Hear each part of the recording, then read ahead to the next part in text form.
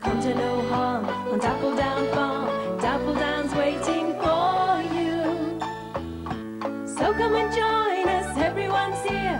Down on Dappledown, down on Dappledown, down on Dappledown Farm. Brian! Brian!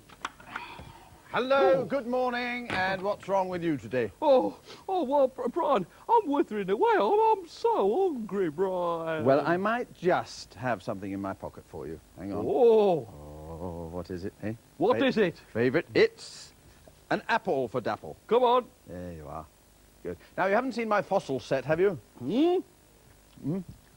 What? No, don't talk with your mouth full. Sorry, I shouldn't have asked you a question, should I? I'm looking for my set of fossils that I was showing you the other day. Your false teeth? No, fossils. They're not real fossils, by the way. They're just copies. Yeah. Oh, yes. I think I've got them down here. Well, could you find them, please? There you go. Oh, Whoop. Oh, got thank that. you. Yeah, thank you. Well, you've creased it with your teeth. Oh, what? Brian, What? tell me about the shark's tooth again. Go on, Brian. Yeah. Tell me about the shark's tooth. Shall I? Yeah. Go on. All right. This is the shark's tooth, a copy of a shark's tooth. Yeah. This is called... A totus obliquus. You took the words right out of my mouth. It's a wonderful word. It isn't is. So we say it again. Ototus obliquus. You could say it if you like. Ototus obliquus. Yeah? Very so it's good. a copy of a shark's tooth that's over 55 million years old. Yes, and that's even older than you, isn't it, Brian? Yes, it is a bit. Where's Mabel, by the way? Oh, she popped down to the duck pond. Oh. While she's away, Brian. Yeah. You got anything else for me to eat? No, eh? I haven't. Eh? No, Come no, on. I haven't. No, stop it. No, I haven't got anything else to eat. No, I'm going to get Columbus to count these fossils. Oh, you mean get one fossil to count another fossil? Shh.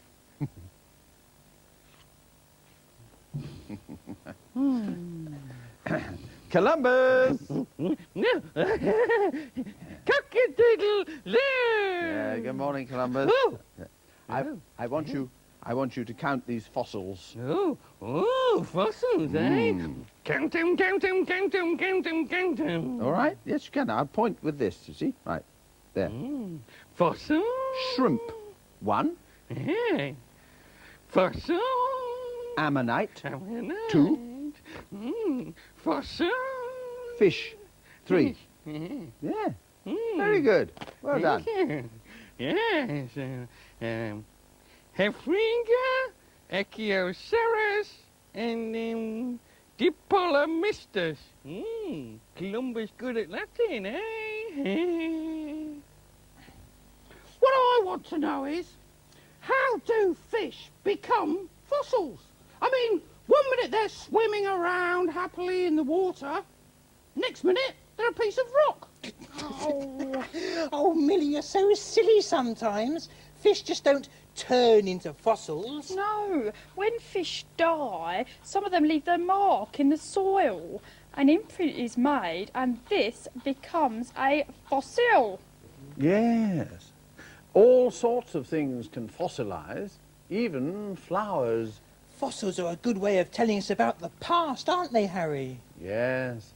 Without fossils, we wouldn't know about any of the animals that lived thousands of years ago. Yeah, and this is all the material evidence I've found, and I dug up all these fossils, Brian. Come on.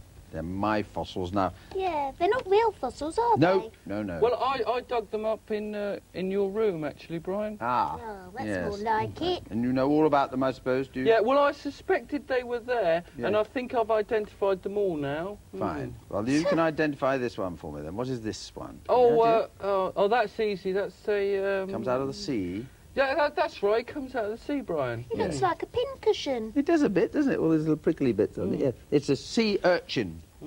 Actually, it's called a sea urchin, Brian. Yes, thank you. Right. What about this one there? Then what about that? Oh, Yeah. that looks pretty. It looks like a brooch. Very pretty. You could wear it for a brooch, couldn't you? Yes. Yes. Mabel would like that. Yeah. That is coral. Yeah, that one's a coral, that one, Brian. Yes. Is that like an underwater plant? Yes, it is. Oh. Yes. Now, this one? Well, that's like an underwater plant, isn't it, Yes. Brian? That Sea one? lily. Sea lily, eh? It's very nice, isn't it? Yeah? Comes out of the sea. Now, this one? What about that? Well, I suspect that's probably a saber-toothed tiger's thingy. No, it isn't. No, nothing to do with the Isn't saber-toothed it? tiger. It's a tooth.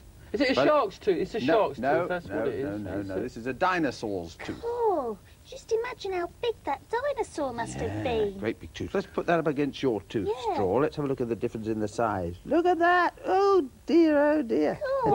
Was that big for a dinosaur's tooth, Brian? I don't know. I wasn't around at the time. I don't know I'm quite glad how I big they haven't were. got teeth Now, what like about this? that. Look at this. Look at this. Look. Two more sharp things there. What do you think that is? It looks like a Come on. cat's print, Brian. Yeah, Cat's footprints. print. Well, it's a footprint. Certainly a footprint. What of? It's a reptile's footprint. Oh, Some sort of Oh. reptile. Brian. Yes. Are all fossils from extinct animals? Yeah. No. You can find fossils of animals that still live today. In Yeah, fact- oh, that's right, isn't it, Brian? Yeah. Because you can find fossils of sharks, and they're still around. Oh, yes. And, turtles. Turtles? Turtles, yes. Oh, I've You never find seen fossils a of turtle. Haven't you Turtles? seen turtles? No. Well, you've got a thrill today then, because we've got some turtles coming to visit. In fact, I better go and see if they're here. Oh, great. Yeah. I wouldn't mind having a fossil of a turtle. I wonder where I would find one. Here are the turtles. Two quite different turtles. We'll have a look at this one first. Hello, David. This is David, who's kindly Hello. brought them in to see us. This is an American turtle. We call it a red-eared turtle. And if you look carefully, you can just see Yes, I little can. red ears. I can see little red ears. Now, I'm not putting my finger too close because some turtles bite, don't they? Do these little ones bite? They can bite, yeah. They don't Fine. actually have teeth, but it would hurt. Yes, I see. But these are the ones, surely, that people buy, aren't they, for children? Yeah, these people do keep these as pets. But The they trouble- don't stay that size. No, do that they? is the problem. They do get to about a foot long. Oh, So you need a very big tank to keep one in. yes. And they get, well, obviously, as they get bigger, they've got bigger mouths and you get a That's bigger right. bite. Yep, and they need to eat more. Are they difficult to keep? Not really. They need a heated water tank Yeah. and some rocks to climb out on. What do they eat? Yep. They'll eat fish and little pieces of meat. Yeah. Right, well, that's a little one, very pretty. What about this other one? It's a strange looking... This is a much bigger, very different type of turtle. If we can see, he's got a very long neck. Yes. And Looks a he does bite, this one. What's it called? It's called a soft-shelled turtle, because unlike most turtles and tortoises, the shell is just like skin. It's very soft and squidgy. Is it? I'm not going to test it. I'll let you do that. He has got a long neck, hasn't he? So you don't see many of these about? You don't know. Where's this from, did you say? It's from Southeast Asia, very tropical, hot countries. Oh. So he has to be looked after very carefully. He does. He needs to be in very warm water. Yeah. So what do you feed, apart from eating people, if they put the fingers in, Oh, they like fish, worms, bits of meat, and even some plants. do they? So he's probably a relative of turtles that were around thousands of years Thousands ago. and thousands of years, that's right. Are there many of these? Are they sort of They're in danger of... a bit endangered in the wild, probably from pollution in the seas, but also Yeah. because people eat them. Do they? They do. Well, if he doesn't get them first, 'cause then how big do they grow? I mean, Well, is this a small one? No, this one will reach about 2 foot, which is the length of this tank we have here. Yes. Wow. Well, the mouth is quite big now. It could take a finger, couldn't Yeah, it? you certainly could, yeah. When it's that so big, we'll watch it'll out. probably have a mouth like, That's right. like that. Well, it's very nice of you to bring them. I hope he doesn't get out of there. And thanks, David, very much. Thank you.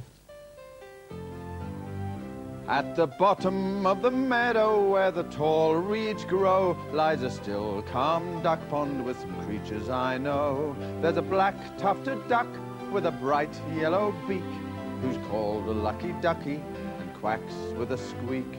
A moor hen called Millie has a nest next door and fusses and bustles by the pond's sandy shore. Then there's Colin the coot, who's a bit of a lad. He's always up to mischief, but he's not really bad. And Harry the Heron, standing under the willow, still in the water as he waits for a minnow. Last of all is Fiona, a tiny green frog who can swim underwater and climb a big log. At the bottom of the meadow where the tall reeds grow lies a still, calm duck pond with the creatures I know. Brian, Yes? do you remember when those turtles came to the duck pond? Yes, I do. Oh, they weren't extinct, were they, little terrors? It had been a very long, hot summer on the duck pond. Oh, yes. You remember it well, don't you? Lucky Ducky and Colin the coot loved it. They would dabble and dive in the mornings and then sunbathe in the afternoons. And Millie, the moorhen, hated the hot weather, didn't you? Too hot. Well, she couldn't tidy up properly and everything became dusty and dirty. One day, she was trying to tidy her nest when she noticed a very strange-looking creature. It had leathery skin and a shell on its back. The problem was, it noticed her and jumped straight into the water. I know, she thought. I'll ask Harry. He'll know what it is. Do you think it's a large snail? She asked. Oh, don't be silly, began Harry. Snails don't have legs. Millie led Harry across the pond to show him her new discovery. And they sat by the water's edge and waited and waited. But the scaly creature didn't return. Harry was not impressed. But I did see a thing with a shell and legs, flapped Millie. Harry spread his wings and returned home. But that afternoon, Lucky and Colin were sunbathing in their favourite spot, and Colin noticed a small hole in the sand by the water. Colin poked his nose in and counted 1, 2, 3, 4, 5, 6, 7, 8 tiny, leathery eggs. He'd never seen eggs like this before. Harry was called for again, and this time he not only saw the eggs, but the mother and father creatures had returned home too. Now, that's an Emys orbicularis, or, in other words, a common European pond turtle, began Harry. These turtles and their eggs have probably been here for a couple of months. Very soon the eggs will hatch, so we'd better keep out of their way. Turtles are very nervous creatures, you know. Ooh, what I want to know, began Millie, is how did they get here in the first place? I've never seen a turtle on the pond before. That's easy, said Harry.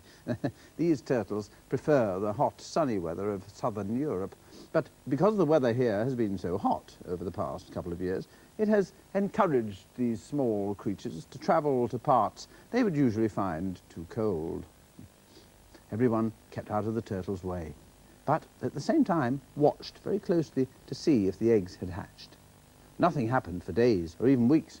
And then one morning, just as the sun was about to rise over the pond, a tiny head poked out of the hole in the sandy bank. It was a baby turtle. And after all 8 of the baby turtles had hatched, the family of turtles became very friendly. They slept at night like everyone else, and they were always around during the day, hunting for food and playing with the ducks. Lucky and the mother turtle became very good friends. They liked to walk along the water's edge and talk for hours. All the friends on the pond had a wonderful summer. But as autumn approached, they knew they would have to say goodbye to their scaly friends, for the duck pond would become too cold for these reptiles in winter. They would have to find a snug place to hibernate. One morning, just as Lucky Ducky was getting ready, she noticed the family in a line following their dad. Goodbye, she shouted, but it was too late. The turtles couldn't hear her. Please come back and play next summer. And who knows, perhaps they will. Do you know what, Brian? What? One day they will come back. I'm sure. Lucky, Lucky, where are you? Oh, hello, Stubble. What are you doing here down at the duck pond? Well, I thought this would be a good place to find some sponge. Me being an archaeologist, I'd like some of that for my collection. But sponges live in the sea, not on the pond, silly. Oh, but actually, Stubble, I've got a sponge down here somewhere. Oh, thanks, Lucky. Oh, thank you. It's real sponge. Harry brought it back from the beach. He uses it to bath. Really? How odd. Do you think he'll mind if I make a picture out of it? Oh, of course you can.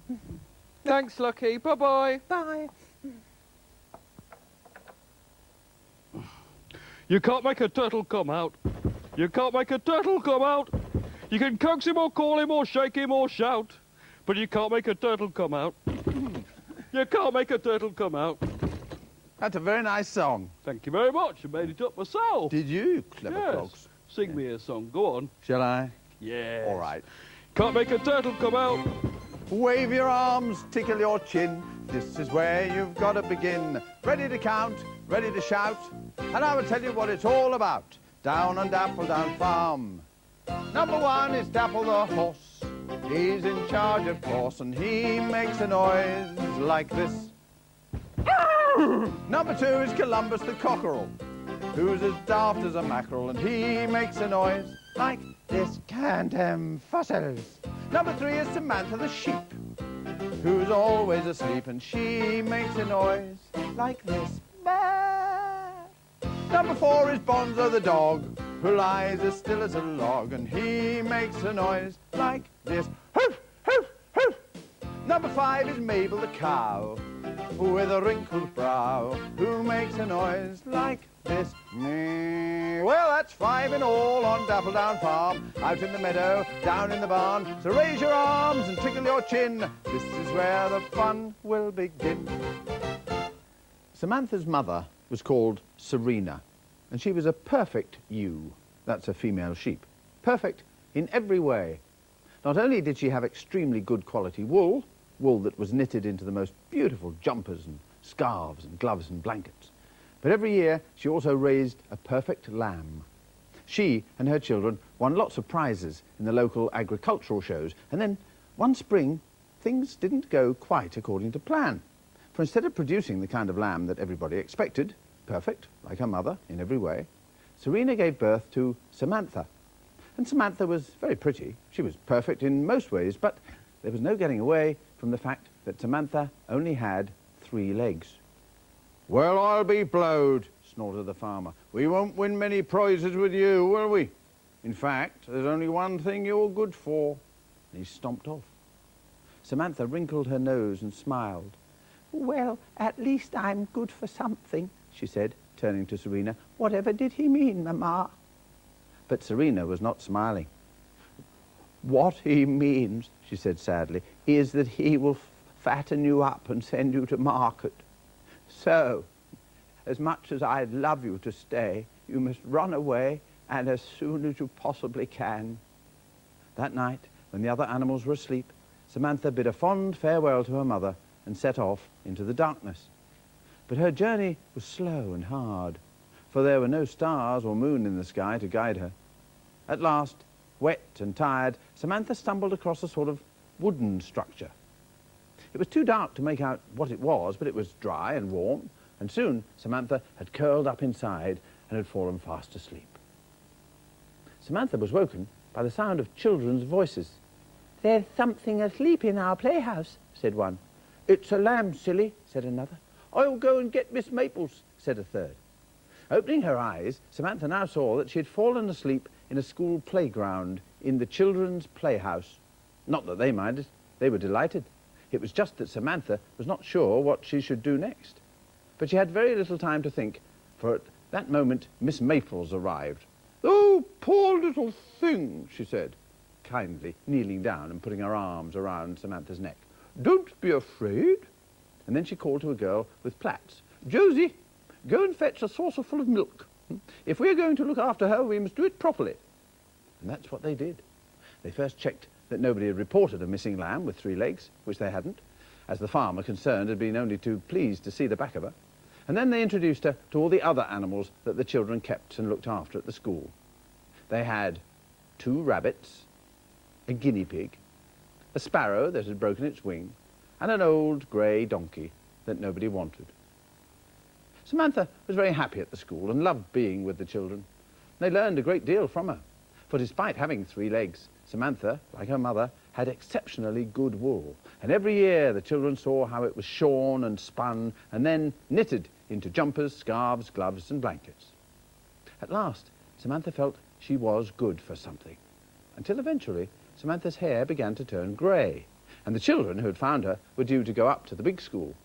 You're too old to be running in 3-legged races now, she said kindly. But don't worry, I have found the perfect place for you to go. And she had. For that's how we came to have a very lovable, rather dirty, three-legged sheep on Dappledown Farm. Oh. Hey, what do you think of this straw? Lucky Ducky gave me this sponge when I went archaeologying.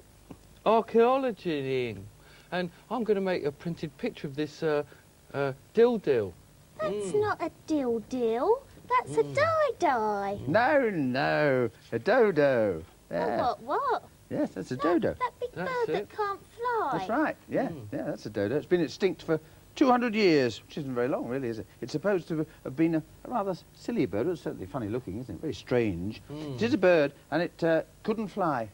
Oh. Couldn't fly, eh? Is that how it became extinct then? I expect so. So it's strange and slow, just like Stubble. So Yeah. you're painting a self-portrait then? Well, actually, no, That's not fun, actually, I'm going Straw. to do the painting, and it's certainly not a self-portrait of me. This We're is going to your make a printed picture of printer. it, aren't we? Yes, just an impression of it, yes, with your sponge, all right? That's right. Just like a fossil it'll look in the end, won't It it? probably will, yeah. Let's say we'll do a sort of little, there. Up there like that. And then there's its head going round and there. What do you think? What do you think? Eh? One of my better attempts? Well- And little legs down there, beep, beep, Yes, beep. but you have got something to copy. Yes, I know. Well, why not? There's nothing wrong in copying. Oh, and a little tufty tail there. But we've only got drawings of it, haven't we? There you Yeah. are. Not What bad. about some colour on its beak? No, that's all right. I think I'll leave it like that. It's rather nice, don't you think? Yeah. Well, I think we'll keep that picture of the dill. Oh, That's and, material Yeah, evidence. and you can take that to Dapple. Oh, that's kind of you. Yeah. Right, I will. Wasn't very good, was it? No, it wasn't very good at all. I was surprised. I thought even you could have done better than that. Yeah, I could have done. Brian! I say, Brian, anyone would think Mabel was extinct. I haven't seen her all day. No, I- Yoo-hoo, I'm back. Oh, there she is. You've been missing me, haven't you, Oh. Dapple? Go on, admit it. Rubbish. What would I miss you for? Oh, for my wit, charm, elegance, intelligence. That's enough. I Shall say, go Brian. on? Yes. Brian, Yes. what's this a picture of up here? Is it something that's extinct? Yes, a dodo. Oh, what? No, dodo. Bye-bye. No. Dodo. Bye-bye. Bye-bye. I think he's gone do lally. I think he's speaking double Dutch.